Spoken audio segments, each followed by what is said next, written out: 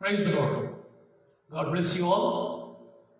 ఇదే కాలం ఒకసారి దేవుని యొక్క పరిశుద్ధ సన్నిధిలో మనమందరము ఈ లాక్డౌన్ పీరియడ్లో మన గృహాలను, మన యొక్క శరీరాలను ప్రభు మందిరాలుగా మార్చుకుని దేవుని యొక్క సన్నిధిలో ప్రభువును స్తుతించి ఆరాధించి ఘనపరచుటకు పరిశుద్ధాత్మ దేవుడు మనకు అనుగ్రహించినటువంటి మరి యొక్క ప్రభు దినమును బట్టి ప్రభువుకు స్తుతులు స్తోత్రాలు చెల్లిస్తుంటున్నాం. మరి ఈ ఉదయకాలన ఆరాధన మనం ప్రారంభించుకుందాం. యెహోవా మీద క్రొత్త కీర్తన పాడుడి, సర్వభూజనులారా యెహోవా మీద పాడుడి.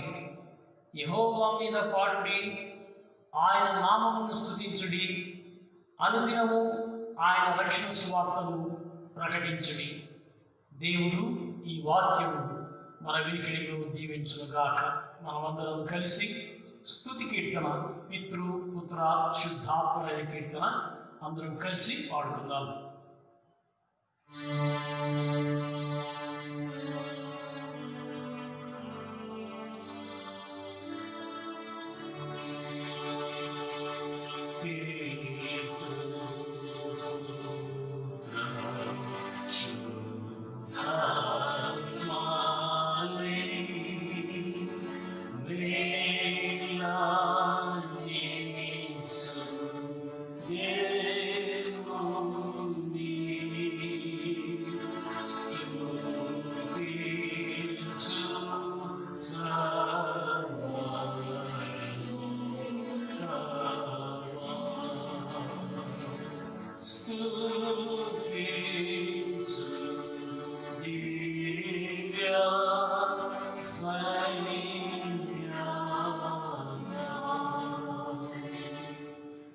అందరం కలిసి పరలోక ప్రార్థన, ప్రభు నేర్పిన ప్రార్థన చేసుకుందాం.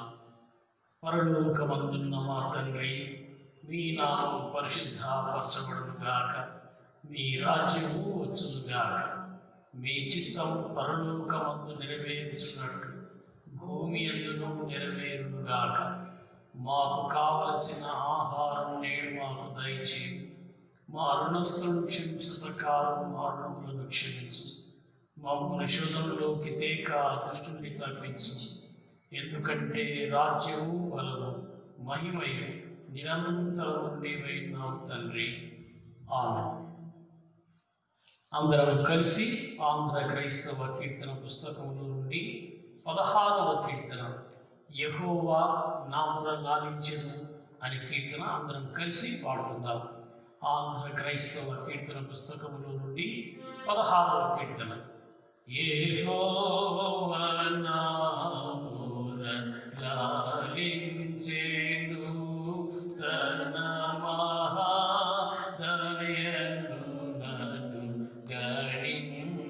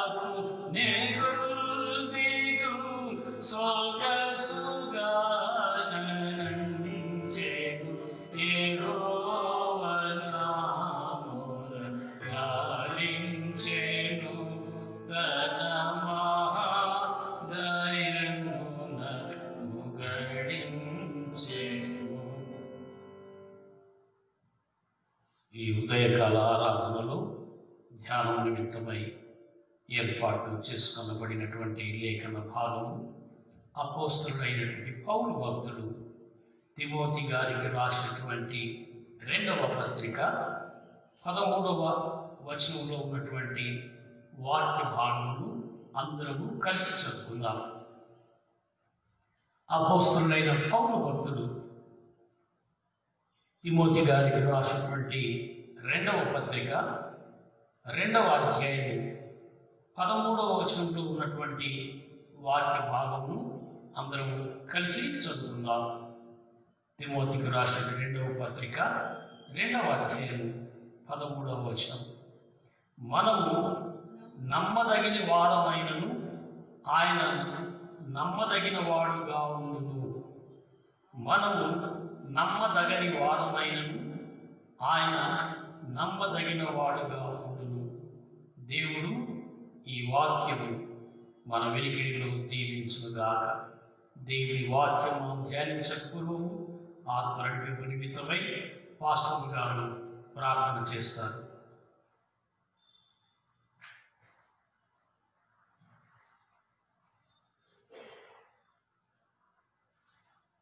అందరూ తలలో నుంచి కలుపుకున్నట్లయితే ప్రార్థన చేస్తున్నాం. ప్రేమ నమ్మకమైన మా గొప్ప తండ్రి, ఈ ప్రార్థనలో రావడం మేమందరము ఏకీభవించి ఫేస్బుక్ ఆన్లైన్ ద్వారా ఈ కుడలు ద్వారా ఆదివారం దినమందు ఏకీభవించి ఏక మనస్కులపై నువ్వు ఘనపరచుచు ఆరాధించగల భాగ్యం ఇచ్చినందుకు స్తోత్రం వందనములు చెల్లిస్తున్నాను. ఘనమైన ప్రభా, ప్రపంచమంతటిని వణికించుచున్నటువంటి ఆయన మరి కరోనా గురించి ప్రార్థన చేస్తున్నాను. కరోనా నీకు సాధ్యమైనది కాదు ప్రభా. కరోనాను నిర్మూలన చేయగలిగినట్లు ఆజ్ఞాపించమని ప్రార్థన చేస్తున్నాను. మా పాపము మా ప్రార్థన పాపముగా మారకున్నట్లు నీ కృప చేత మా మనవిని ఆలకించమని వేడుకొంచున్నాను. కరోనా బాధితులకు దర్శనమిచ్చి స్వస్థపరచమని వేడుకొంచున్నాము. ఆయన వారికి సహాయపడుచు ఉన్నటువంటి సిబ్బందిని, మున్సిపల్ సిబ్బందినైతేనేమి, పోలీస్ సిబ్బందినైతేనేమి, మెడికల్ సిబ్బందినైతేనేమి, ఆయన మరి హోమ్ క్వారంటైన్లో ఉన్నటువంటి వారికి పరిచయం చేస్తున్న కుటుంబ సభ్యులకైతేనేమి నీ జ్ఞానం, నీ ప్రేమను అనుగ్రహించి ఆయన వారిని మెండుగా ఆశీర్వదించి తగిన పరిచయం చేయగలిగినట్లు కృపదాచి నేటి ఆరాధనంతా మీ దృష్టికి అంగీకారంగా ఉండగా ఆది అంతం నీవైంది నడిపించమని ప్రార్థిస్తున్నాను. మీ దాసులు మీ నామమున నిలబడి ఉండగా సెలవు చాటును కనుపరిచి మాకందరికీ అవసరమైన జీవాహారం దయచేయమని ప్రార్థన చేస్తున్నాను. మీ నోటి బూరగా వాడుకమని వేడుకొనుచున్నాను. మీ సన్నిధానంలో చేరిన కేజీఆర్ విడిచిన జోషి కుటుంబ సభ్యులందరినీ అత్యధికంగా ఆశీర్వదించి నీ రాజ్యం విస్తరణలో గొప్పగా వాడుకమని వేడుకొచ్చున్నాను. ఈ అడ్వాన్స్డ్ టెక్నాలజీ ద్వారా ఏ రీతిగా ప్రసారం చేయబడినట్లు సహాయపడుచున్న బిడ్డలను, కుటుంబాలను గొప్పగా ఆశీర్వదించి నీ రాజ్య వ్యాప్తిలో గొప్పగా వాడుకొని మంచి భవిష్యత్తును అనుగ్రహించమని ప్రార్థిస్తున్నాను. సంఘమంతటి కొరకు వేడుకొచ్చున్నాం.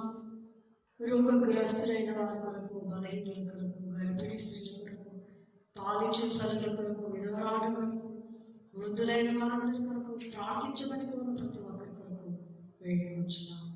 కృపచేత మన్నించి నేటి దిన ధ్యానం మా అందరి వినికిడిలో ఆశీర్వదించమని ప్రభు యేసుక్రీస్తు దివ్యమైన నామమున స్తుతించి బహుళంగా వేడుకొచ్చున్నాం తండ్రి.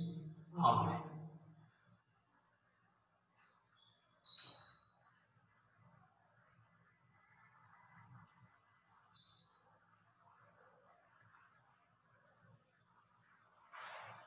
క్రీస్తునందు ప్రేమైనటువంటి దేవుని ప్రజలారా, చదువుటి లేఖన భాగంలో నుండి మరొకసారి ఆ వచనాన్ని కలిసి చదువుకుందాం. తిమోతి గారికి రాసినటువంటి 2వ పత్రిక 2వ అధ్యాయం 13వ వచనం. మనము నమ్మదగని వారమైనను ఆయన నమ్మదగిన వాడుగా ఉండును. ప్రియమైనటువంటి దేవుని ప్రజలారా, పౌలు భక్తుడు తిమోతి గారికి రాసినటువంటి ఈ పత్రికలు, తిమోతి గారికి రాసిన 2 పత్రికలు మరియు తీతు పత్రికలు, ఈ 2 పత్రికలను కూడా కాపరి పత్రికలు అని అంటుంటారు. కారణం, మరి పౌలు భక్తుడు తన ప్రియ శిష్యుడు, ఆత్మీయ కుమారుడైనటువంటి తిమోతి గారికి సేవలో ఆయన బలపరచడానికి కొన్ని హెచ్చరికలు ఇస్తూ ఈ 2 పత్రికలు కూడా రాసినట్టుగా మనం గమనిస్తాం. మొదటి పత్రికలో ఆనాటి దినాలలో సంఘాల సంఖ్య అధికంగా పెరగడంతో మరి సంఘంలో అనేకమైనటువంటి ఒడిదుడుకులు కూడా పెరిగాయి. ఆనాడు మరి మొదటి శతాబ్దంలో చాలా కష్టకరమైన పరిస్థితులు, క్రైస్తవులకు ఎన్నో హింసలు కలిగేటువంటివి. అటువంటి దినాలలో కూడా సంఘాలు ఎక్కువ అవుతున్నా సంఘాలలో ఉన్నటువంటి విశ్వాసులలో మనస్పర్ధలు కూడా ఎక్కువైపోతున్నాయి. అందును బట్టి మరి ఈ మొదటి పత్రికలో సంఘాలలో సత్ప్రవర్తన, మరి క్రమశిక్షణ, నాయకత్వం అనేటువంటివి సరిచేయడానికి పౌలు భక్తుడు ఈ మొదటి పత్రికను రాసినట్టుగా మనం చూస్తాం. మరి దేవుడు పౌలు భక్తుడిని మరి అద్భుత రీతిగా ఆత్మచేత ప్రేరేపించి దేవుడు ఆయన ద్వారా ఈ పత్రికలు రాయిస్తాడు. సంఘాలు, నూతనంగా స్థాపించిన సంఘాలు, అందులో ఉండే నాయకుల యొక్క జీవితాలు, వారి యొక్క సిద్ధాంతాల ద్వారా, రకరకాల సిద్ధాంతాల ద్వారా సంఘములో అనేకమైన అలజడులు వేస్తూ ఉంటే సంఘములో సత్ప్రవర్తన, క్రమశిక్షణతో కూడినటువంటి జీవితం కొరకు మరి మొదటి పత్రిక రాసినట్టుగా మనం చూస్తాం. అంతేకాకుండా 2వ పత్రికలో మనం గమనించినట్లయితే తన వ్యక్తిగతమైనటువంటి విషయాలు, అనేకమైన విషయాలు ఈ వాక్యంలో తెలియజేస్తున్నాడు. మరి పౌలు భక్తుడు తను రోమా ప్రభుత్వం ద్వారా చెరపట్టబడినప్పుడు, చెరసాలలో వేయించబడ్డప్పుడు ఆయన అనేక హింసలకు గురి చెరపట్టబడిన తర్వాత ఆయన యొక్క మిత్రులు, సహకారులు అందరూ కూడా ఆయనను విడిచి వెళ్ళిపోతారన్నమాట. అటువంటి సమయంలో అతడు మరి చనిపోకముందు ఆయన ఎంతో మరి తన శిష్యుడైనటువంటి తిమోతి గారిని బలపరుస్తూ ఇటువంటి హింసలకు ఎన్ని కలిగినప్పటికీ, ఇటువంటి భయంకర పరిస్థితులు ఎన్ని కలిగినప్పటికీ, ఈ లోకంలో మనుషులందరూ కూడా అపనమ్మకస్తులైనటువంటి వారైనప్పటికీ కూడా నేను నమ్ముకున్నటువంటి దేవుడు, నా దేవుడు నమ్మకమైనటువంటి వాడు, నన్ను ఒకప్పుడు మరి బాగా మెచ్చుకున్నటువంటి వాడు, నేనంటే ఎంతో ఇష్టపడినటువంటి వాడు, ఎప్పుడైతే నేను చెరసాలలో వేయబడ్డానో ఆ హింసలకు గురి అవుతున్నప్పుడు అందరూ కూడా నన్ను విడిచిపెట్టి వెళ్ళిపోయారు. అయితే మరి నా దేవుడు నన్ను విడినటువంటి దేవుడు, ఆయన నమ్మకమైనటువంటి దేవుడు అని ఈ 2వ అధ్యాయం 13వ వచనంలో మనం రాస్తాడు. మనము నమ్మదగని వారమైనను ఆయన నమ్మదగిన వాడుగా ఉండు. మన దేవుడు నమ్మకమైనటువంటి దేవుడు, మనం నమ్ముకున్నటువంటి దేవుడు నమ్మకమైనటువంటి దేవుడు, మనం ఆరాధిస్తున్నటువంటి దేవుడు నమ్మకమైనటువంటి దేవుడు, మనం సాక్ష్యం ఇస్తున్నటువంటి దేవుడు నమ్మకమైనటువంటి దేవుడు. మనం దేవుని యొక్క సన్నిధిలో మనము ప్రభువును మహిమపరుస్తుండగా ఆయన ఎవరు అంటే ఆయన నమ్మకమైనటువంటి దేవుడు. మాట మార్చుటకు ఆయన నరుడు కాదు, మాట తప్పుటకు ఆయన నరుడు కాదు అన్నటువంటి సంగతిని మరి ఈ వాక్య భాగంలో తెలియజేస్తున్నారు. మరి పౌలు గారి జీవితంలో మరి ఆయన అటువంటి సమయంలో, ఇంకా చివరికి మరణానికి సిద్ధంగా ఉన్నటువంటి సమయంలో ఆయన ఏమాత్రం కూడా నిరుత్సాహపడకుండా, దుఃఖపడకుండా, ధైర్యం చెడిపోకుండా, లేకపోతే అధైర్యపడకుండా ఆయన ధైర్యంగా మరి తన సేవలో ఆయన చేసిన సేవను ఎంతో తృప్తికరంగా చేశాము అన్నటువంటి తృప్తి కలిగి జీవించినటువంటి వ్యక్తిగా, చివరి వరకు కూడా తన యొక్క జీవితాన్ని కొనసాగించిన వ్యక్తిగా ఈ మాటల్లో తెలియజేస్తున్నాడు. మరి చివరిగా ఆయన చనిపోకముందు మరి తన యొక్క ప్రియ శిష్యుడు లేకపోతే ఆత్మీయ కుమారుడైనటువంటి మరి తిమోతి గారికి ఈ మాటలు అనగా ఆ సిద్ధాంతాల గురించి, పవిత్రమైనటువంటి జీవితం గురించి, నమ్మకమైనటువంటి సేవల గురించి మరి ఈ పత్రికలో, ఈ 2వ పత్రికలో మనకు తెలియజేస్తుంటున్నారు. మరి ఈ వాక్య భాగం అంతట్లో కూడా మనం గమనించినట్లయితే పౌలు భక్తుడు తెలియజేస్తున్న మాట, మనము నమ్మకము లేనటువంటి వారమైనప్పటికీ, మనం నమ్మదగినటువంటి వారమైనప్పటికీ మన దేవుడు మాత్రం ఆయన నమ్మకమైనటువంటి వాడు అని తెలియజేస్తున్నారు. ఈ దినాల్లో మరి నమ్మకత్వం అనేటువంటిది చాలా మరి కొరవడింది అని చెప్పవచ్చు, లేదంటే నమ్మకత్వం అనేటువంటిది లేదేమో అని అనిపిస్తుంది. ఎందుకనకంటే ఈ దినాల్లో ఎవరిని నమ్మాలో తెలియనటువంటి దినాలు చూస్తున్నాం. మనం ప్రతిరోజు కూడా న్యూస్ పేపర్లో మనం చూస్తూ ఉంటాం. ఏమిటంటే ఈ వార్తాపత్రికల్లోనూ న్యూస్లోనూ మనం వింటూ ఉంటాం. మరి యవనస్తులు మంచి మంచి చదువులు చదివి, ఎంతో ఉన్నతమైన చదువులు చదివి ఉద్యోగాలకు వారు ప్రయత్నం చేస్తూ ఉంటే వారి యొక్క బలహీనతను గుర్తించినటువంటి కొందరు దుర్మార్గులు లేకపోతే స్వార్థపరులు, డబ్బును సంపాదించాలనేటువంటి దురాలోచన కలిగిన వారు ఏం చేస్తున్నారంటే, మేము మీకు ఉద్యోగాలు ఇప్పిస్తాం అని చెప్పి విదేశాల్లో ఇప్పిస్తాం, లేకపోతే ఇదే దేశంలోనే అక్కడ ఇప్పిస్తాం, ఇక్కడ ఇప్పిస్తాం, ప్రభుత్వ ఉద్యోగాలు ఇప్పిస్తాం అని చెప్తూ వేలు లేకపోతే లక్షల వరకు కూడా మరి డబ్బు దండుకొని చివరికి ఎంతవరకు నమ్మిస్తారు అంటే, విదేశాలకు వెళ్ళాలి అంటే వాళ్ళు చివరికి అన్ని పాస్పోర్ట్ అన్ని కూడా రెడీ అయిపోయినాయి అని ఏదో పేపర్స్ చూపించి ఎయిర్పోర్ట్ వరకు తీసుకుపోతారు.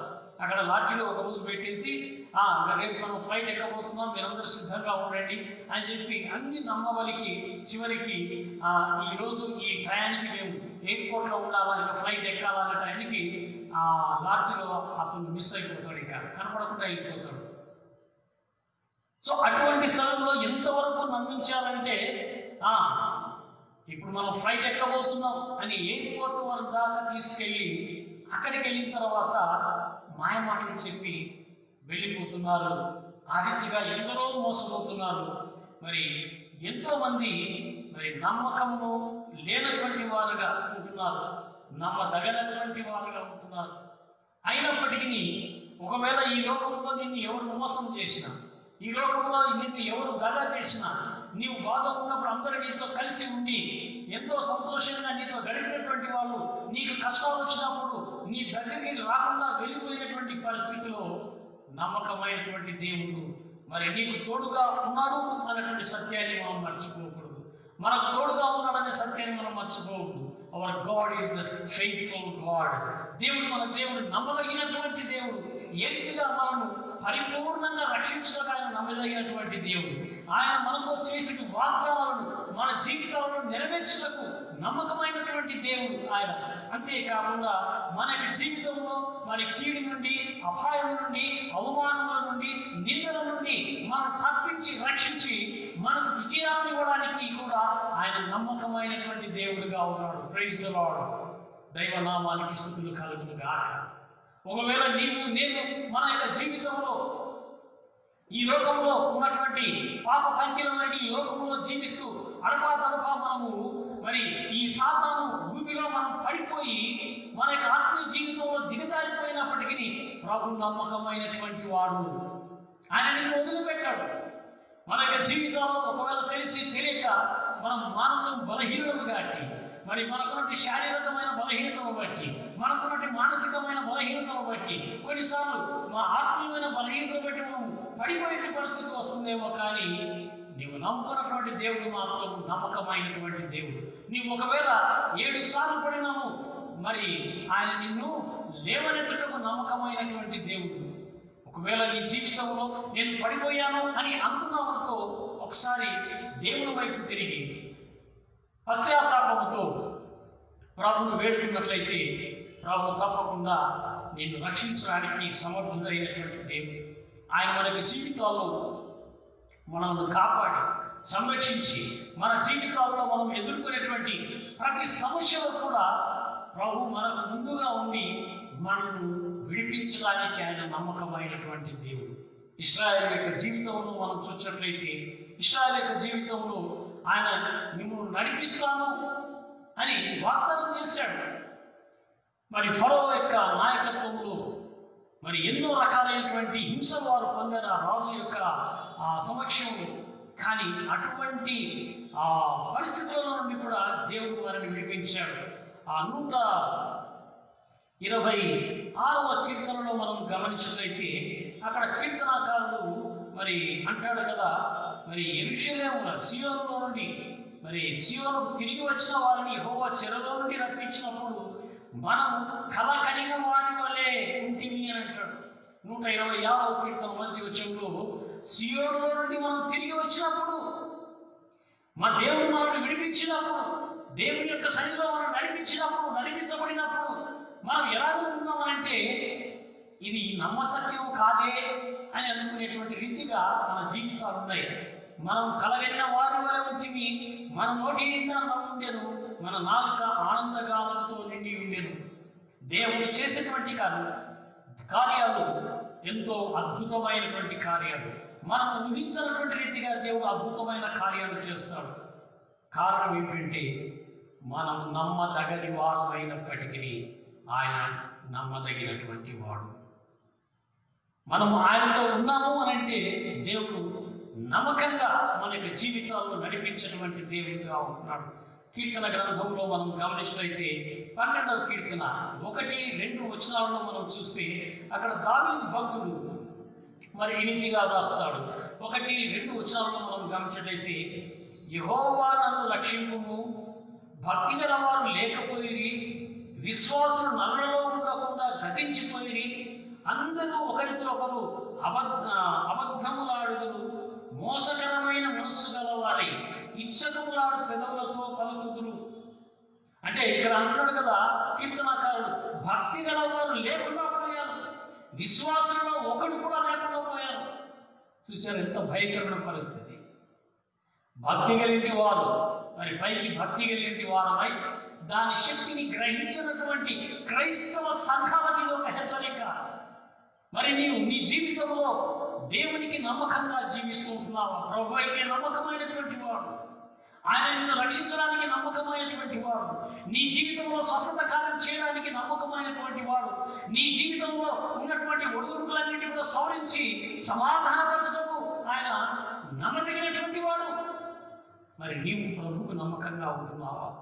ఒకసారి కాబట్టి మనం పరిశీలన చేసుకుందాం. ఎవరు కూడా లేనంటే ఇక్కడ అంటాడు కదా, యెహోవా నన్ను రక్షించుము, భక్తి గల వారు లేకపోయి, విశ్వాసం నరులలో ఉండకుండా గతించిపోయి, అందరూ ఒకరితో ఒకరు అబద్ధములాడుదురు, మోసకరమైనటువంటి మనస్సు గలవారై ఇచ్చకములాడు పెదవులతో పలుకుదురు. అయికేమో చాలా మంచిగా మాట్లాడుతున్నారు, లోపల గుయ్యులు తోగుతున్నారు. అయితే ప్రభువు నీ ఎదురుగా నీకు ఏదైతే వాగ్దానం చేస్తున్నాడో దాన్ని నెరవేర్చడానికి నమ్మకమైనటువంటి దేవుడు. అంత మాత్రమే కాకుండా కీర్తనకారుడు అంటాడు కదా, 118వ కీర్తనలో మనం గమనించినట్లయితే 118వ కీర్తన 11వ వచనంలో మనం చూసినట్లయితే కీర్తనకారుడు అంటారు, 116వ కీర్తన క్షమించండి, 116వ కీర్తన 11వ వచనం, నేను తొందరపడిన వాడనై ఏ మనుష్యుడును నమ్మదగిన వాడు కాడనుకోండి. ఏ మనుషుడు కూడా నమ్మదగినటువంటి వాడు కాదు. ఒకవేళ మరి భార్య భర్తను ఎంతగా నమ్మినప్పటికీ ఒకవేళ ఆ భర్త తన మనసులో ఎటువంటి కుయుక్తులు కలిగి ఉన్నాడో మనకు తెలియదు. ఈ దినాల్లో మనం చూస్తూ ఉన్నాం. నేను దినాల ఏదో న్యూస్ చూస్తూ ఉన్నప్పుడు ఒక శంషాబాద్లో మరి న్యూస్ చూస్తూ ఉన్నాం. శంషాబాద్లో జరిగిన సంఘటన. మరి అతను సాఫ్ట్వేర్ ఇంజనీర్, బాగా మరి డబ్బున్నటువంటి అమ్మాయిని మరి పెద్దల సమక్షంలో వివాహం జరిగించారు.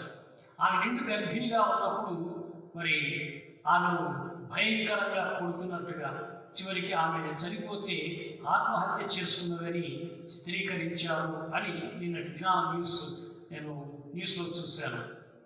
ఎందుకు ఈ మాటలు జ్ఞాపకం చేస్తున్నానంటే, భార్య ఎంతో నమ్మకంగా నా భర్త చాలా మంచివాడు, ఆయన ఆఫీస్కి వెళ్ళి వస్తున్నాడు అని అనుకుంటే తను ఇంకొక వ్యక్తితో సంబంధం కలిగి భార్యను చంపడానికి ఏమాత్రం కూడా వెనకాడలేదు. సో ఈ దినాల్లో భార్య భర్తను నమ్మలేనటువంటి స్థితిలో ఉంటున్నారు.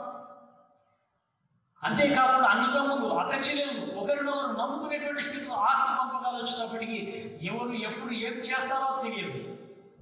అందుకొరకు కీర్తనాకారుడు అంటాడు, మరి ఏ మనుష్యుడును నమ్మదగిన వాడు కాడనుకుంటుంది. సో ఈ లోకంలో మానవులు ఎవరు కూడా నమ్మకమైన వారు కాకపోయినా నీవు నేను సేవిస్తున్నటువంటి దేవుడు, నన్ను రక్షించినటువంటి దేవుడు, నన్ను పోషిస్తున్నటువంటి దేవుడు నమ్మకమైనటువంటి దేవుడు. మరి ప్రభు మరి ఏ విషయాల్లో మరి ఆయన నమ్మకమైనటువంటి దేవుడు అని మనం గమనించట్లయితే 3 విషయాలు ఈ ఉదయ కాలంలో జ్ఞాపకం చేయాలని ఆశపడుతున్నాను. అపోస్తలుడైన పౌలు భక్తుడు తిమోతి గారికి రాసినటువంటి మొదటి పత్రిక 1వ అధ్యాయం 15వ వచనంలో మనం గమనించట్లయితే మొదటి అధ్యాయం 15వ వచనం తిమోతి గారికి రాసినటువంటి మొదటి పత్రిక 1వ పాపులను రక్షించుటకు క్రీస్తు యేసు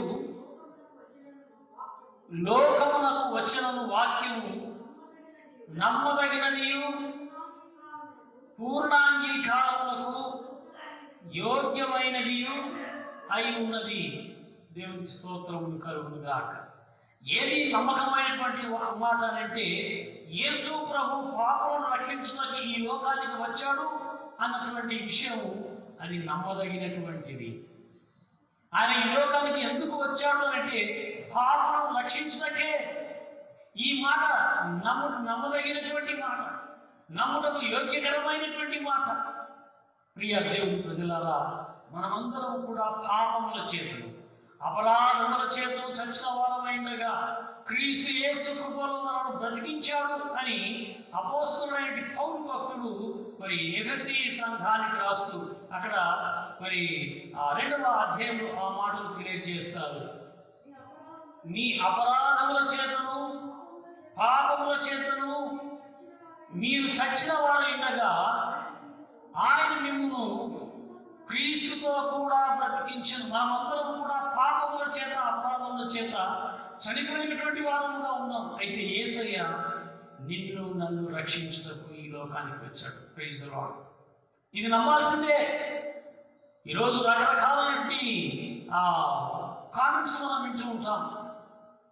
యేసు ప్రభు ఒక దేవుడు, అందరిలో ఒకడు అన్నట్టుగా, లేకపోతే ఆయన ఒక మత నాయకుడు అన్నట్టుగా రకరకాలైనటువంటి ఆలోచనలు కలిగినటువంటి వారుగా ఉన్నారు. అంతేకాకుండా క్రీస్తును అవమానపరుస్తూ దేవుని యొక్క పరిశుద్ధ గ్రంథాలను చించి కాల్చివేస్తూ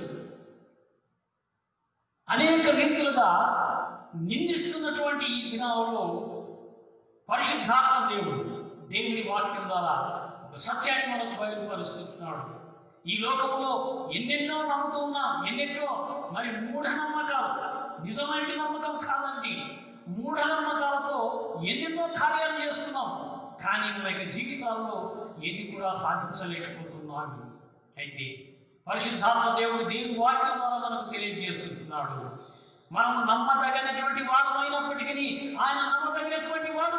కారణం ఏంటంటే ఆయన ఎందుకు నమ్మదగినవాడు, ఎందుకు నమ్మదగినటువంటి వాడు, ఏ విషయంలో నమ్మదగిన వాడు అని అంటే నన్ను రక్షించడానికి ఆయన నమ్మదగినటువంటి వాడు. పౌలు భక్తుడు తన యొక్క జీవితం ద్వారానే తెలియజేస్తున్నాడు. ఆయన ఒకప్పుడు పరిశుద్ధ లేఖన భాగంలో మనం గమనించట్లయితే పౌలు భక్తుడు తన యొక్క జీవితంలో మరి ఆరంభ దినాలలో క్రైస్తవులను హింసించేటువంటి వాడు. క్రైస్తవులను ఎంతవరకు హింసించేటువంటి వాడంటే మరణము మట్టుకు వారిని హింసించడానికి వెనకాలన్నటువంటి వాడు. కానీ ఎప్పుడైతే యేసు ప్రభు యొక్క దర్శనం పొందుకున్నాడో, ఎప్పుడైతే యేసయ్య యొక్క ప్రేమను ఆయన గ్రహించాడో, ఎప్పుడైతే యేసయ్య యొక్క శిలువ త్యాగం ఆయన గ్రహించాడో, ఎప్పుడైతే యేసయ్య యొక్క మరి ఆ గొప్ప నిస్వార్థమైనటువంటి ప్రేమను ఆయన అనుభవించాడో, ఆ తర్వాత తన జీవితాన్ని యేసయ్యకు సమర్పించాడు. ఎంత భయంకరమైన పాపనైనప్పటికీ కూడా ప్రభు రక్షించడానికి సమర్థుడు. ఆయన నమ్మదగినటువంటి వాడు.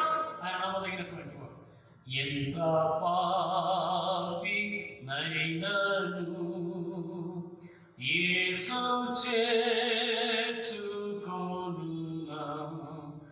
అంచుని సువార్తను అంతటా చాటించుడి. హల్లెలూయా హల్లెలూయా. ఎంత పాపి నైనను యేసు చేర్చుకొనునా కంచు ప్రకటించుడి.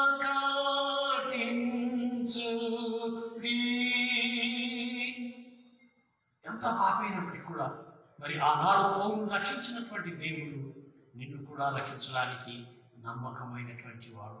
ఒకవేళ నువ్వు అనుకుంటుండొచ్చు, నేను ఇలాంటి పాపం చేశాను, ఇలాంటి దుర్మార్గపు కార్యాలు చేశాను, ఇలాంటి అన్యాయపు కార్యాలు చేశాను, నా భార్యకు తెలియకుండా ఎన్నో పనులు చేశాను, నా భర్తకు తెలియకుండా నేను ఎన్నో పనులు చేశాను, మరి ఈ రీతిగా నేను మరి అపనమ్మకంగా ఉన్నాను, అయితే దేవుడు నన్ను క్షమిస్తాడా? ఎన్నో అన్యాయమైన క్రియలు, అక్రమమైన క్రియలు నేను జరిగించాను, దేవుడు నన్ను క్షమిస్తాడా అని అనుకోవచ్చు. ప్రియ దేవుని ప్రజలారా, ఆనాడు క్రీస్తుని హింసిస్తున్నటువంటి పౌలును క్షమించి రక్షించినటువంటి దేవుడు నేను రక్షించలేడా? తప్పకుండా రక్షిస్తాడు. ఆనాడు దర్శనంతో ప్రభు మాట్లాడాడు పౌలుతో. మరి ఈనాడు దేవుని వాక్యం ద్వారా పరిశుద్ధాత్మ దేవుడు నీతో మాట్లాడుతున్నాడు. ఆయన నిన్ను క్షమించడానికి, రక్షించడానికి సమర్థుడు.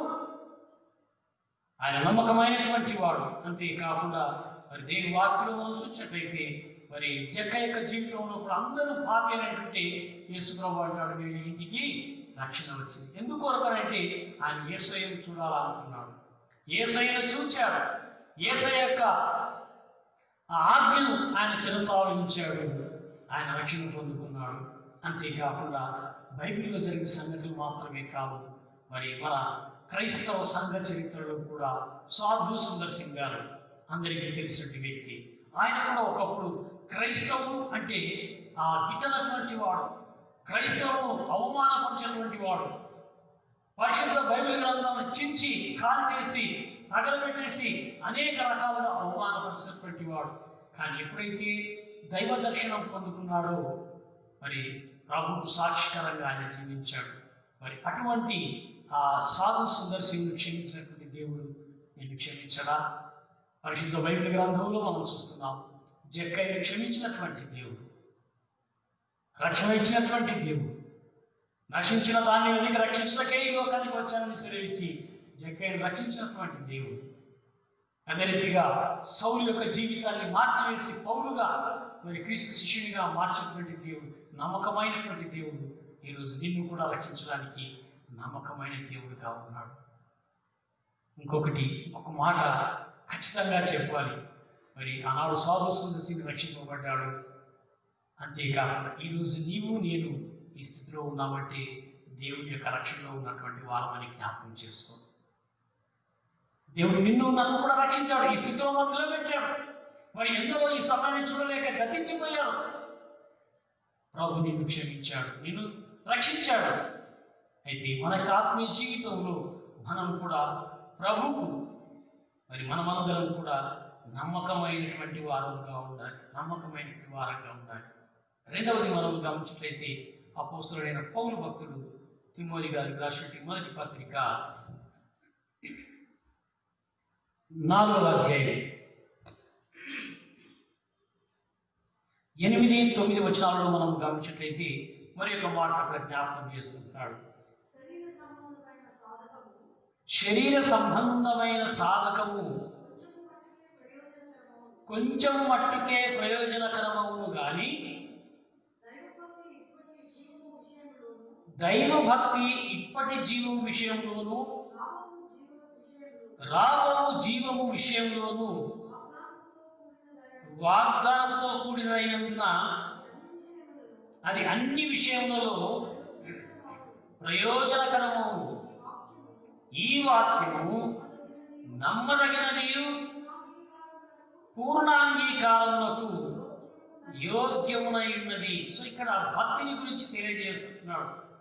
మరి దేవుని యందు దైవ భక్తి నమ్మదగినది అని అంటున్నాడు. దైవ భక్తి నమ్మదగినది. సో కొంతమందికి దైవ భక్తి అనేటువంటిది అపనమ్మకమైనటువంటి దైవ భక్తి కూడా ఉంటుంది అన్నటువంటి విషయాన్ని ఇక్కడ తెలియజేస్తుంది. ఒకటి ఏంటంటే శరీర సంబంధమైనటువంటి సాధకం, అంటే శరీర సంబంధమైనటువంటి భక్తి. రెండవది ఆత్మ సంబంధమైనటువంటి భక్తి. శరీర సంబంధమైనటువంటి భక్తి అంటాడు కదా, శరీర సంబంధమైన సాధకము కొంచెం మట్టుకే ప్రయోజనకరం. నీవు శరీర సంబంధంగా నీవు భక్తిని చూపిస్తున్నావు అంటే అది నీకు కొంత మట్టుకే నీకు ప్రయోజనకరము. అయితే ఆత్మ సంబంధమైనటువంటి భక్తి అనేటువంటిది అది ఇప్పటికీ తర్వాత ఈ లోకాన్ని విడిచిన తర్వాత కూడా అది మనకు ఎంతో ప్రయోజనకరము అని అంటాడు. సో ఈ శరీర సంబంధమైన భక్తి ఏమిటి అంటే యాంత్రికమైనటువంటి భక్తి. శరీర సంబంధమైన భక్తి యాంత్రికమైనది. అంటే ఆదివారం దేవుని యొక్క సన్నిధిలో మందిరంలో రావాలి, ఆదివారం మరి ప్రభు బలలో పాల్గొనాలి, క్రైస్తవం కాబట్టి మరి సంఘానికి వెళ్ళాలంటే బాప్తిసం తీసుకోవాలి. ఇవన్నీ కూడా శరీర సంబంధమైనటువంటివి. కానీ ఆత్మ సంబంధమైన భక్తి అంటే ఏమిటి అని అంటే మనం ఆత్మస్వరూపుడైన దేవుణ్ణి మనం ఆరాధిస్తున్నాం కాబట్టి ఆత్మతో సత్యంతో మనం ప్రభును ఆరాధించాలి. అది నిజమైన భక్తి, అది నిజమైన దైవ భక్తి అన్న విషయాన్ని ఇక్కడ జ్ఞాపకం చేసుకుంటున్నారు. కాబట్టి క్రీస్తునందు ప్రేమటి దేవుని సంఘమా ఈ మాటలు అంటాడు కదా, మరి శరీర సంబంధమైన సాధనము కొంచెం మట్టుకే ప్రయోజనకమను అవును, కానీ దైవ భక్తి ఇప్పటి జీవం విషయంలోనూ రాబో జీవం విషయంలోనూ వాగ్దానంతో కూడినదై ఉండును. అది అన్ని విషయంలో ప్రయోజనకరమవును. ఈ వాక్యం నమ్మదగినది. ఆత్మ సంబంధమైనది దైవ భక్తి అది నమ్మదగినటువంటిది. ఈ శరీర సంబంధమైన దైవ భక్తి అనేటువంటిది అంత ఆశీర్వాదకరమైనది కాదు. మనం లూకాసు వార్తలో ఒక సంఘటన మరి ప్రభుకు తెలియజేసిన సంఘటన మనం చూస్తాం. 16వ అధ్యాయం, లూకాసు వార్త 16వ అధ్యాయం 27వ వచనం నుండి మరి చివరి వరకు ఉన్నటువంటి వాక్య భాగంలో మనం గమనించినట్లయితే 19వ వచనం నుంచి కూడా మనం చూస్తే ధనవంతుడు లాజరు గురించి చెప్పబడినటువంటి మాట. ధనవంతుడు లాజరు. సో ధనవంతుడు ఈ లోకంలో ఉన్నప్పుడు చాలా ధనవంతుడుగా, ధనికుడుగా, పేరుగాంచినటువంటి ధనికుడుగా, మంచి వస్త్రాలు, ఆయన ఎన్నడూ కూడా కష్టాన్ని రుచి చూడనటువంటి వాడు. కష్టం అంటే ఏమో తెలియదు. ఒక మాట చెప్పాలంటే ఆ ధనవంతుడి కష్టం అంటే ఏదో తెలియదు. కానీ లాజరు అనే ఒక పేదవాడు ఉన్నాడు.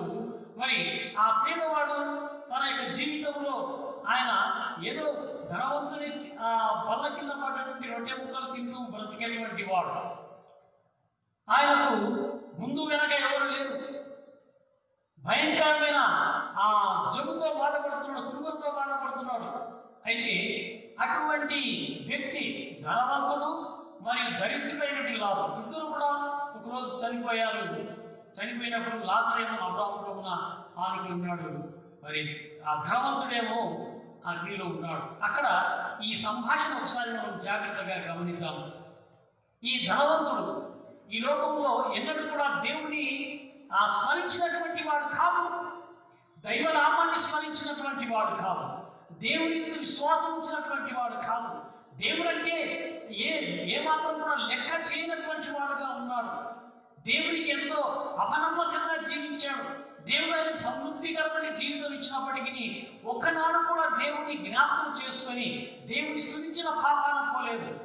అటువంటి ధనవంతుడు చనిపోయి ఆ అగ్నిలో మరి పడవేయబడినప్పుడు ఆ వేదనకరమైన పరిస్థితిని బట్టి అప్పుడు ఆ తండ్రిని మొరపెట్టుకుంటున్నట్టుగా మనం చూస్తాం. 27వ వచనం, తండ్రి అలాగైతే నా 5 సహోదరులు కాదు, వారు ఈ వేదనకరమైన స్థలములకు రాకుండా వారికి సాక్ష్యం ఇచ్చుటకై నా తండ్రి ఇంటికి వారికి పంపాలని నిన్ను వేడుకొచ్చు. ఎప్పుడు అంటున్నాడు అంటే ఇక్కడ భూలోకంలో ఉన్నప్పుడు ఎన్నో పర్యాయాలు యేసు ప్రభు గురించి, రక్షణ గురించి, దేవుని గురించి ఎన్నిసార్లు ప్రకటించినా వాళ్ళు వినలేదు. కానీ ఇప్పుడు ఏమంటాడు, నాకు 5 మంది అన్నదమ్ములు ఉన్నారు, వాళ్ళకి నేను వెళ్ళి చెప్పాలి, కనీసం వాళ్ళైనా కానీ ఈ లోకంలో ఉన్నప్పుడు వారు రక్షింపబడాలి, ఈ లోకంలోనైనా వారు రక్షింపబడాలి.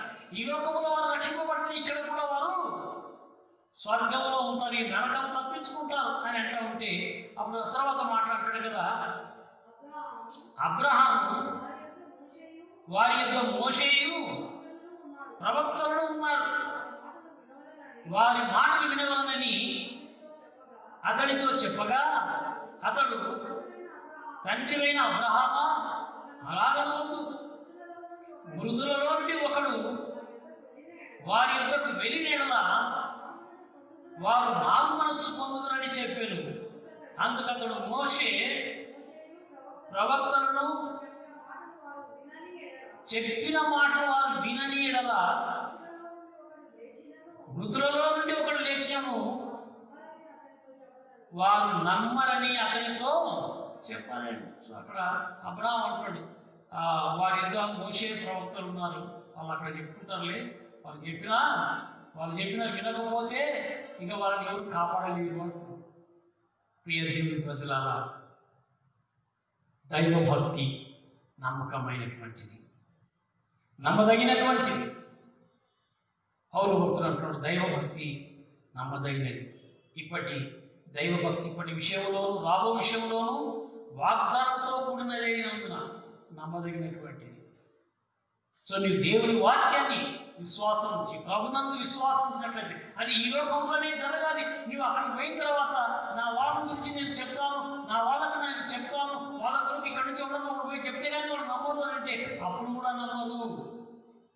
ఇప్పుడు నమ్మరేటువంటి వాళ్ళు అప్పుడు నమ్ముతారని నమ్మకం అసలు లేదు. వాళ్ళు విశ్వాసం ఉంచారు, వారి యొక్క జీవితం అంతే. ప్రియ దేవుని ప్రజలారా, దైవభక్తి నమ్మకమైనటువంటిది, నమ్మదగినటువంటిది. మరి ఈ లోకంలో ఏ మానవుడు నమ్మదగిన వాడు కాడనుకుంటుంది.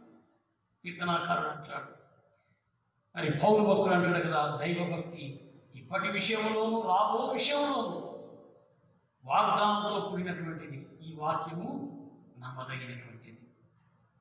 నీవు రాబో దినాలలో, ప్రభు రాకడ దినాలలో ప్రభు యొక్క సహవాసంలో నీవు ఉండాలి అని అంటే నువ్వు ఈ లోకంలో ఉన్నప్పుడే నిజమైనటువంటి దైవభక్తి కలిగినటువంటి వారుగా ఉండాలి. యేసు ప్రభు శాస్త్రం పరిశీలన అంటాడు కదా, ఏమంటాడంటే వేషధారులారా అని అంటాడు. అంటే ఒక మాటలో చెప్పాలంటే వేషధారులు వేషం ఎప్పుడు వేస్తారండి? వేషాలు ఎవరికి వేస్తారు? డ్రామాలు వేసే వాళ్ళకి వేస్తారు వేషాలు కదా, నటన చేసేటువంటి వాళ్ళకి వేస్తారు వేషాలు. అప్పుడప్పుడు అంటారు కదా, నీ డ్రామాలు చాలి అంటున్నారు. దేవుడి దగ్గర విశ్వాసం డ్రామాలు ఆడుతున్నారు, జాగ్రత్త. మీరు డ్రామాలు ఆడద్దు, దేవుడి దగ్గర మీరు డ్రామాలు చేయలేవు కదా, దేవుని దగ్గర మీరు డ్రామాలు చేయలేవు. ప్రభు అంటున్నాడు, దైవభక్తి ఇప్పటి విషయంలోనూ రాబో విషయంలో కూడా వాగ్దానంతో కూడినదని అన్నమాట నమ్మకమైనటువంటిది. సో నమ్మదగినటువంటిది. ప్రియ దేవుని ప్రజలారా, మన యొక్క జీవితంలో మొట్టమొదటిగా దేవుడు ఏ విషయంలో నమ్మదగినటువంటి వాడు అంటే ఆయన మనం రక్షించిన విషయంలో నమ్మదగినటువంటి వాడు. ఆనాడు జక్కయ్యను రక్షించినటువంటి దేవుడు, పౌలును రక్షించినటువంటి దేవుడు, సాధు సుదర్శన్ గారిని రక్షించినటువంటి దేవుడు, చివరికి అంతెందుకు నన్ను రక్షించినటువంటి దేవుడు మరి నమ్మకమైనటువంటి దేవుడని నమ్మాలి. అంతేకాకుండా ఆ నమ్మకమైన దేవుని మనం ఇతరులకు కూడా మనం చాటి చెప్పాలి. రెండవది మరి నమ్మదగినటువంటిది ఏమిటంటే మరి దేవుడు మరి భక్తి విషయంలో నమ్మదగినటువంటి వాడు. మరి భక్తి విషయంలో మనం నమ్మకమైన వారంగా ఉండాలి. మరి యథార్థమైన భక్తి కలిగిన వారంగా ఉండాలి. ఏదో వేషధారణతో కూడినటువంటి యాంత్రికమైన భక్తి జీవితం దేవునికి ఇష్టమైనటువంటిది కాదు. మూడవదిగా మనం గమనించినట్లయితే అపోస్తుడైన పౌలు భక్తులు తిమోతి గారికి రాస్తూ 2వ పత్రికలో మనం గమనించినట్లయితే 2వ పత్రిక 2వ అధ్యాయము 11వ వచనం,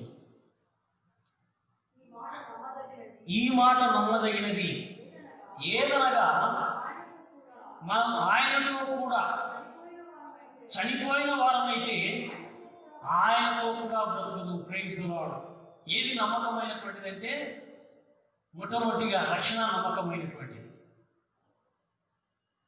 మరి రెండవది దైవభక్తి నమ్మకమైనటువంటిది.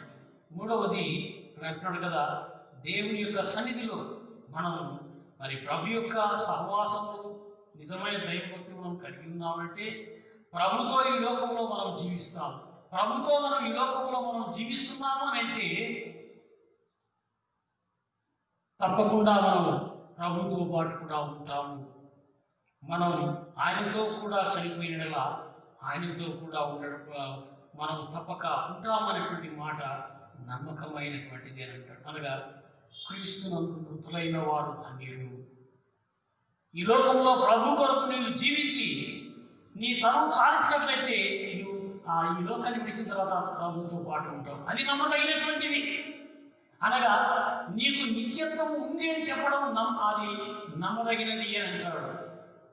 నీకు రక్షింపబడినటువంటి నీకు నిత్య జీవం అనేటువంటిది నమ్మకమైనటువంటిది అంటున్నావు. అది నువ్వు నమ్మాలంతే. అందుకే పౌలు భక్తులు అంటాడు, ఎట్లా బతుకుతారా చనిపోయిన అని అంటే, అవికి ఒక గింజ విత్తితే అది ఆ గింజ చనిపోయి దానిలోని ఒక మొక్క వస్తే మొలక వచ్చి అది మొక్క అయిన తర్వాత వృక్షమై ఎట్లయితే పెద్దగా అవుతుందో మనిషి యొక్క జీవితంలో కూడా విశ్వాస యొక్క జీవితంలో కూడా ఏ విశ్వాస అయితే క్రీస్తులో చనిపోతాడో ఆ విశ్వాసి తప్పకుండా లేపబడతాడు, మృత్యుంజయుడవుతాడు, క్రీస్తు యొక్క సహవాసంలో ఉంటాడు, నిత్య జీవం కలిగిన వారుగా ఉంటారు. వారికి మరణం అనేటువంటిది ఉండదు. అది ఏది నమ్మదగినటువంటిది అంటే పౌలు భక్తులు అంటున్నారు కదా, మనం ఆయనతో కూడా చనిపోయిన వారమైతే ఆయనతో కూడా బ్రతుకుదుము. రకరకాలుగా తెలియజేస్తూ ఉంటారు. యుగాంతం అనేటువంటిది మరి రాబోతుంది. యెరూషలేము మరలా కట్టడానికి సిద్ధపడతా ఉన్నారు. ఒక ఎర్ర దూడను మరి వధించాలని ఇవన్నీ కూడా ఇక రానున్న దినాల్లో జరగబోతున్నాయి. 2021, 2022 అని రకరకాలుగా ఒక్కొక్క రకం ఇంటి సంవత్సరాలు చెప్తున్నారు. అని పక్కన పెట్టేసేద్దాం. ఒకటి మాత్రం వాస్తవం ఏమిటంటే మనం న్యూస్లో మనం చూస్తున్నాం, ఈ చెదిరిపోయిన యూదులందరూ కూడా యెరూషలేములోకి వచ్చేస్తున్నారు. ఇది వాస్తవం. దేవాలయాన్ని కట్టాలని వారు తీర్మానం చేసుకుంటున్నారు. ఇది వాస్తవం. మరి ఇవన్నీ జరుగుతున్నప్పుడు ప్రభు రాకడ కూడా జరుగుతుంది, యుగాంతం వస్తుంది. దాని కొరకు నువ్వు సిద్ధపడాలి. ఇది కూడా వాస్తవమే. ఒకవేళ నీవు గనక సిద్ధపడకపోతే, నీవు క్రీస్తు కొరకు జీవించకపోతే నీవు క్రీస్తు సహవాసంలో ఉండలేవు. అది ఇంకా వాస్తవం.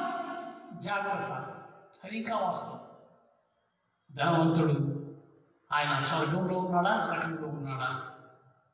నరకంలో ఉన్నాడు కదా, వాస్తవం కదా. ఎందుకు? ఆయన ఈ లోకంలో దేవుని యందు భయభక్తి కలిగి జీవించలేదు. ప్రియ దేవుని ప్రజలారా, మరి పౌలు భక్తుని యొక్క జీవితంలో మనం చూసినట్లయితే ఆయన క్రీస్తు కొరకు ఎంతగానో ప్రయాసపడ్డాడు.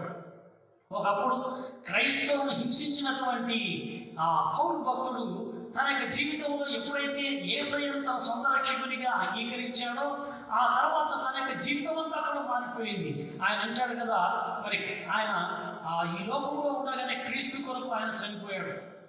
ఆయన ఒక క్రొత్త పౌలు, ఆయన ఒక వ్యక్తిగా ఆయన జీవించాడు. జీవించువాడను నేను కాదు, ఇక జీవించేది క్రీస్తే అని అన్నాడు. అంటే పౌలును సంపూర్ణంగా సమాధి చేసేసినాడు. ఎట్లా అనంటే ఒకప్పుడు అధికారం కొరకు ప్రాట్లాడినటువంటి వాడు, ఒకప్పుడు మరి తన గొప్పల కొరకు ఆశపడినటువంటి వాడు, తన ఘనత కొరకు ఆశపడినటువంటి వాడు, అటువంటి వాడు మరి క్రైస్తవుని హింసించినటువంటి వాడు ఇప్పుడు క్రీస్తు కొరకే సాక్షికరంగా మారిపోయాడు. ఆ తర్వాత తన యొక్క సాక్ష్యం అంటాడు కదా, చాలాసార్లు నేను చెరసాలలో ఉంటిని, అనేక మార్లు ప్రాణాపాయంలో ఉంటిని, దెబ్బలు తిన్నాను, యూదుల చేత 5 మార్లు 1 తక్కువ 4 దెబ్బలు తింటిని, 3 మార్లు బెట్టములతో కొట్టబడి తిని, రాళ్లతో కొట్టబడి తిని, 3 మార్లు ఓడ పగిలి శ్రమపడి తిని, ఒక రాత్రి సముద్రంలో గడిపి తిని, అనేక పర్యాయములు ప్రయాణములలోనూ, నదుల వలనైన ఆపదలను, దొంగల వలన ఆపదలను, స్వజనుల వలన ఆపదలను, అన్ని జనుల వలన ఆపదలను, పట్టణంలో ఆపదలలోను, అరణ్యంలో ఆపదలలోను, సముద్రంలో ఆపదలలోను, మరి కపట సహోదరుల వలన ఆపదలలోను, ప్రయాసముతోను కష్టముతోను, తరచుగా జాగరణంతోను, ఆకలి దప్పుతోను, తరచుగా ఉపవాసములతోను, చరిత్రను దిగంబరత్వంతో ఉంటుంది. ఇంకా చెప్పవలసినవి అనేకమైనవి. ఇవిను గాక సంఘములన్నిటిని గూర్చి చింతయు నాకు కలదు, ఈ భారం దినదినము నాకు కలుగుచున్నది. సంఘములను గురించిన భారం నాకు ఇంకా దినదినము కలుగుతు. ఇవన్నీ ఒక పక్క కాయిన్ ఒక సైడ్ ఇది. కానీ ఇంకొకటి ఏమిటంటే, ఇవన్నీ నేను పొందిన సంఘాలను కాపాడాలంటే భారం నాకుంది, సంఘం పట్ల చింత నాకుంది. ఈ భారం దినదినము నాకు అధికమవుతుంది, కలుగుతున్నది అని అంటాడు. మరి నీవు యేసు ప్రభునందు విశ్వాసం ఉంచినట్లయితే, నీవు క్రీస్తుతో కూడా చనిపోవడానికి సిద్ధంగా ఉన్నావా అనగా క్రీస్తు కొరకు మరి నీ పాత లోత జీవితాన్ని సమాధి చేసి క్రీస్తు కొరకు నీవు సాక్షికరంగా జీవించడానికి సిద్ధంగా ఉన్నావా? ఒకవేళ ఈ లోకంలో క్రీస్తు కొరకు నీవు జీవించినట్లయితే నిత్యత్వంలో నీకు ఖచ్చితంగా స్థలం ఉంది. యోహాను సువార్తలో యేసు ప్రభు సెలవిస్తాడు కదా, నా తండ్రి అనేక నివాసములు కలవు, నేను నీ కొరకు స్థలం సిద్ధపరచ వెళుతున్నాను, వచ్చి నీవు నాతో కూడా ఉండాలని నేను తీసుకొని వెళ్తాను అని అంటాడు. ఆ ప్రభుతో పాటు ఆ నిత్యత్వంలో నీవు ఉండాలంటే ఈ లోకంలో నీవు జీవిస్తున్నటువంటి దినాల నుండి క్రీస్తుతో నీవు జీవించాలి. క్రీస్తు కొరకు నీవు చనిపోవాలి. క్రీస్తు కొరకు నీ పాప జీవితాన్ని చంపివేయాలి. క్రీస్తు కొరకు నీ పాపకాలాన్ని సమాధి చేయాలి. నీవు క్రీస్తు కొరకు నూతనమైన వ్యక్తిగా జీవించాలి. ఇదిగో పాపం గతించను, సమస్తము నూతనమాయను. పాతవి గతించను. ఎవడైనా నువ్వు క్రీస్తునందు ఎడలా, నీవు క్రీస్తులో ఉన్నావా? క్రైస్తవుడిగా పిలువబడుతున్నావా? ఒకవేళ నీవు మరి దేవుని యొక్క మందిరంలో ఒక సంఘ సభ్యుడిగా నేను కూడా క్రైస్తవుని చెప్పుకుంటున్నావా? మంచిదే, ప్రైజ్ ది లార్డ్. అయితే నీవు చేయవలసింది ఏంటంటే, దేవుని కొరకు ఈ లోకంలో నీవు జీవిస్తూ ప్రభు కొరకు నీవు శ్రమ పడ్డావనంటే, క్రీస్తు కొరకు నీవు చనిపోయావంటే, మరి ఈ లోకాన్ని విడిచిన తర్వాత కూడా క్రీస్తుతో పాటు ఉంటావు అంటాడు కదా. గలతీయులకు రాసిన పత్రిక 6వ అధ్యాయం 14వ వచనంలో, నాకు లోకమునకు నేను సిలువ వేయబడి ఉన్నాను, నేను సిలువ వేయబడి ఉన్నాను. సో మనకి జీవితంలో క్రీస్తు కొరకు మనం సిలువ వేయబడ్డప్పుడు తప్పకుండా క్రీస్తు పునరుత్థానంలో మనం కూడా పాలిభాగస్తున్నాం. అంతేకాకుండా మనం ఆయనతో కూడా చనిపోయినటువంటి వారమైతే ఆయనతో కూడా మరి లేపబడతాము. ఈ మాట నమ్మదగినది. మన దేవుడు నమ్మకమైనటువంటి దేవుడు. దేవుని వాటిలో మనం చదువుకున్నాం కదా, మరి మనము నమ్మదగని వారమైనను ఆయన నమ్మదగిన వాడుగా ఉన్నాడు, నమ్మదగినటువంటి వాడుగా ఉన్నాడు. మనకి ఆత్మీయ జీవితంలో ప్రభు నమ్మకదగినటువంటి వాడు. మనం దేవుని యొక్క సన్నిధిలో మన పాపాలను క్షమించడానికి నమ్మదగినటువంటి వాడు, దైవ భక్తి విషయం నమ్మదగినటువంటి వాడు. అంతేకాకుండా ప్రభు కొరకు ఎవరైతే ఈ లోకంలో శ్రమ పడతారో, ఎవరైతే సిలువ వేయబడతారో వారు ఆయనతో కూడా ఉంటారు. ఈ మాటలు నమ్మదగినవి. ఇట్టి మరి నమ్మకమైనటువంటి ప్రభువును మనం కలిగి ఉండి దేవుని యొక్క నిత్యత్వములు మనం కూడా ప్రభు మన కొరకు ఏర్పాటు చేసుకుని ఆ నిత్యత్వాన్ని సుతరించినటువంటి వారంగా ఉంటున్నట్లు పరిశుద్ధాత్మ దేవుడు సహాయం దయచేయను గాక. ఆమె ప్రార్థన చేసుకుందాం. దైవ ప్రభు నాయన, మా జీవితంలో మీరు మాకు అనుగ్రహించిన మరి యొక్క నూతన దినమును బట్టి వందనాలు చెల్లిస్తున్నాం. ఉదయకాలం మీరు ఇచ్చిన వాక్యం బట్టి మీకు వందనాలు. అవును నాయన, మా తండ్రి మీరైతే నమ్మదగినటువంటి దేవుడు తండ్రి, మమ్మల్ని రక్షించే విషయంలో నమ్మదగినటువంటి వాడు. అవును నాయన, మీరు మమ్మల్ని రక్షించారు. మా తండ్రి మీ అందరి దైవభక్తి అది నమ్మకమైనటువంటిది. అవును నాయన, అపనమ్మకమైన దైవభక్తి కలిగి కాకుండా ఆత్మతో సత్యంతో మేము ఆరాధించేటువంటి దైవభక్తిని మనం కలిగి నాయన, మరి మేము మీ కొరకు సిలువ వేయబడి మా ప్రభు ఈ లోకంలో నాయన మేము మీ కొరకు చనిపోయినట్లయితే మీతో పాటు మేము ఉంటామని మీ వాక్యంలో సెలవిచ్చారు. అటువంటి ధన్యకరమైన జీవితం మేమందరం పొందుకున్నట్లు మీ ఆత్మ సహాయం మాకు దయచేయమని యేసు పరిశుద్ధ నామమున అడిగి వేడుకుంటున్నాం తండ్రి.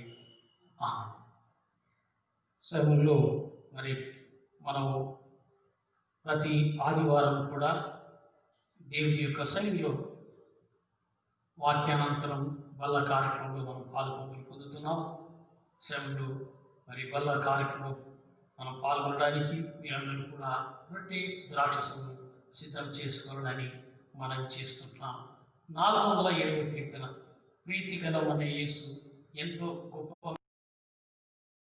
యేసు ఎంతో గొప్ప మిత్రుడు, మితి లేని దయచేత హత్తుచు ప్రేమించును. క్రీస్తునొద్ద మన మంటను వహించిన శక్తి గల యేసు చేత మోతలెన్నో వీడును. ధారుణియు యేసుగాక వేరు గొప్ప మిత్రుడా. పరలోకమందు యేసే వీరుడో రక్షకుడు. నారకులగము వేగా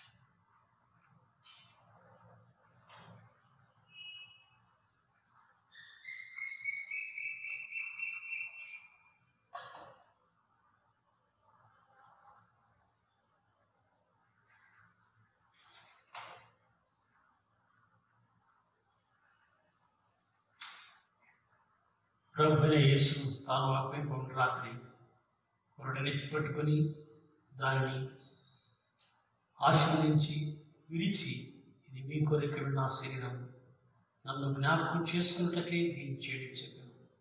ఆ ప్రకారమే భోజనమైన పిమ్మట ఆయన పాత్రను ఎత్తి పట్టుకొని, ఇది మీ కొరకు చిందించబడినటువంటి నూతన నిబంధన నా రక్తం, నన్ను జ్ఞాపకం చేసుకున్నట్లకే దీన్ని చేయడం చెప్పాను.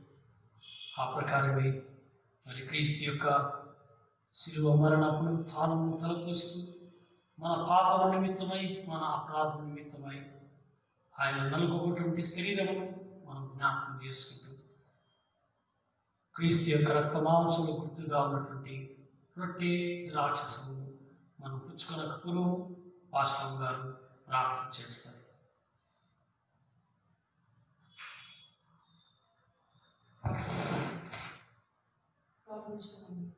ప్రేమముఖంగా మారిపోతుంది. నీ పాసన్నిధిలో చేరి వాళ్ళ ఆరాధనలో పాల్పంచుకున్న భాగ్యం మాకందరికి ప్రసాదించినందుకు వందనాలు. మమ్మల్ని అందరినీ సజీవ సంఖ్యలో చేర్చినందుకు వందనాలు. మేము చేయరాని పనులను మా చేతుల ద్వారా చేసేందుకై చేతులలో చీరలను కొట్టించుకున్నాం నాయన. మేము పురాణ చోట్లకు మేము వెళ్ళిన రీతిని బట్టి మీ పాదములలో చీరలను కొట్టించుకున్నాము. మేము తలంచరాని తలపును తలంచని వాళ్ళని తలలో ముళ్ళ కిరీటము ధరించాము. మా పడక నడక వలన మేము చేసిన తప్పిద అపరాధములు నిమిత్తమైన మీరు ప్రక్కలో బల్లకు చేత పొడవబడినారు. మీకు వందనాలు. మా తప్పిద అపరాధములు మా మీద పడవలసిన దోష శిక్షను మీరు భరించి మమ్మను నాయన మా పాపములను తీర్చినందుకు మీకు స్తోత్రం. మేము పాప భూయిష్టమై ఉండగా మా పాపలను తీరక అట్లుండవలసిందే ఉండగా శిలువలో మా అందరి నిమిత్తం పాప క్షమాపణ కనుకై ఎల్లప్పుడూ శ్రమించే మీ పరిశుద్ధ రక్తంలో కార్చినందుకు వందనాలు. దేవా, ఇందులో పాల్గొంటున్న బిడ్డలందరినీ దీవించి ఆశీర్వదించి మా జీవితాంతం మీకు నమ్మకమైనటువంటి సాక్షులుగా మీ మరణ పునరుద్ధారములను నాయన చాటి చెప్పి నశించు ఆత్మలను రక్షించగల సాధనాలుగా ఉన్నట్లు మమ్మల్ని అందరినీ వాడుకొని మా ప్రభుని మీ ప్రియకుమారుడైన యేసుక్రీస్తు దివ్యమైన నామమున స్తుతించి బహుమేయం వాడి వేడుకొంచున్నాము తండ్రి. ఆమేన్.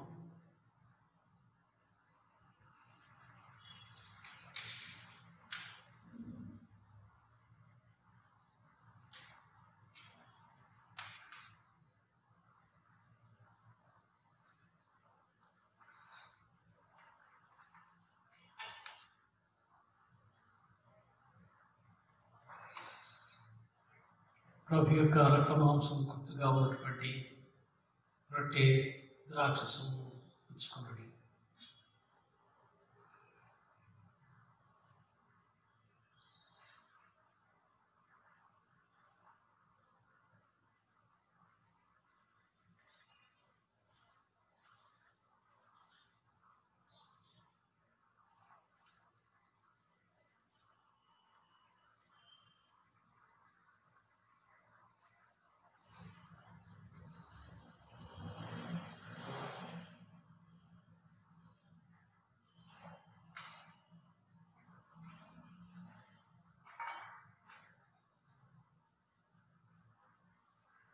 ప్రార్థన చేసుకుందాం.